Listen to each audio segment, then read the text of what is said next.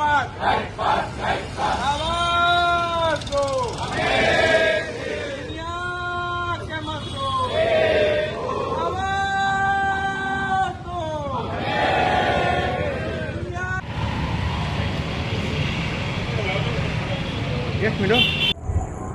હું Kulin Dholakia, joint secretary Gujarat bank workers union Jamnagar અને દ્વારકા જિલ્લો. આજે લગભગ દેશમાં 11 યુનિયન જે છે એમાંથી 10 યુનિયનના કામદાર મજૂરો છે એ હડતાલ ઉપર છે. એક ભાજપ પ્રેરિત જે BMS છે એ જ હડતાલ ઉપર નથી. આ હડતાલનો મુખ્ય મુદ્દો બેંકો માટે જે આ 4 લેબર કોડ નવા કર્યા છે એ 4 લેબર કોડના વિરોધમાં હડતાલ છે. અમારી મુખ્ય માગણી છે કે આ લેબર કોડ છે એને પાછા ખેંચો, કારણ કે લેબર કોર્ટમાં એવી કલમો છે.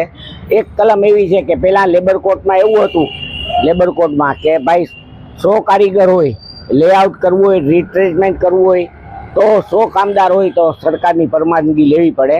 હવે આ 100માંથી 300 કર્યા.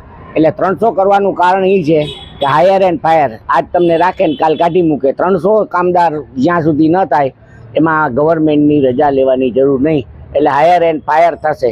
બીજું, આ IDBI બેંક છે એને વેચવા માગે છે, એનો પણ અમે વિરોધ કરીએ છીએ. અમે તો એમ કહીએ છીએ કે પ્રાઇવેટ બેંકો છે એને નેશનલાઇઝ કરો. હવે ત્યાર પછી બીજી વાત છે, યુનિયનના અધિકાર ઝટી લેવા માગે છે. અમે લાંબી સ્વતંત્રતા પછીના આટલા વર્ષોએ જે અધિકાર મેળવ્યા છે એ અધિકારો, હડતાલનો અધિકાર છે એ પણ નેસ્ત નાબૂદ કરવા માગે છે.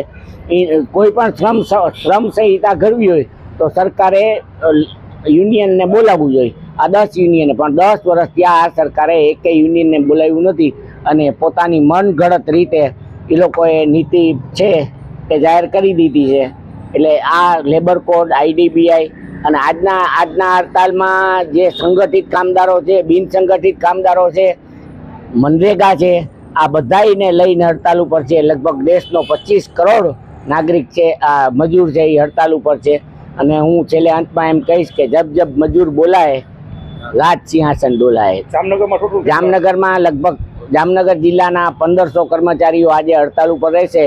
અધર દેન સ્ટેટ બેંક ઓફ ઇન્ડિયા સિવાય દરેક નેશનલાઇઝ છે એને હડતાલની અસર કરશે અને નેશનલાઇઝ બેંક બંધ રહેશે.